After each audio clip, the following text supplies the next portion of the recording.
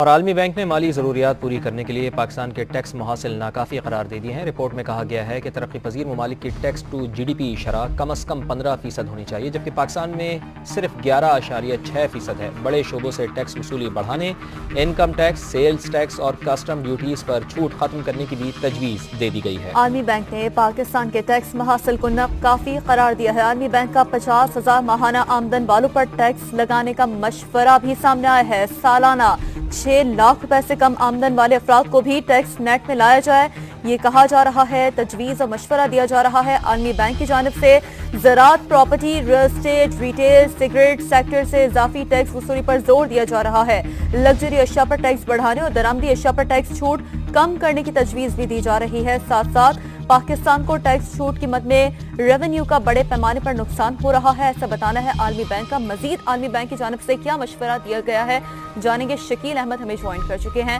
جی شکیل۔ دیکھیے، world bank کا یہ کہنا ہے کہ اصلاحات کی کئی کوششوں کے باوجود پاکستان میں ٹیکس محاصل بہت کم ہیں۔ جو ڈیولپنگ کنٹریز ہیں ان کا tax to G D P 15% ہونا چاہیے، لیکن پاکستان کا 16.6% ہے۔ عالمی بینک نے بڑے شعبوں پر ٹیکس بڑھانے اور وصولی بہتر بنانے کا مشورہ دیا ہے۔ لینڈ اونرشپ ریکارڈ کو قومی شناختی کارڈ اور نیشنل ٹیکس نمبر سے لنک کرنے پر زور دیا ہے، کیونکہ بہت سارے لوگوں کی جائیدادیں ہیں لیکن ان کے قومی شناختی کارڈ پر وہ رجسٹرڈ نہیں ہے۔ پراپرٹی ٹیکس ریٹ میں مارکیٹ ویلیو کے مطابق اضافے کی سفارش کی گئی ہے، کیونکہ اس وقت 3 ریٹ چل رہے ہیں: D C rate, F B R rate اور مارکیٹ ریٹ۔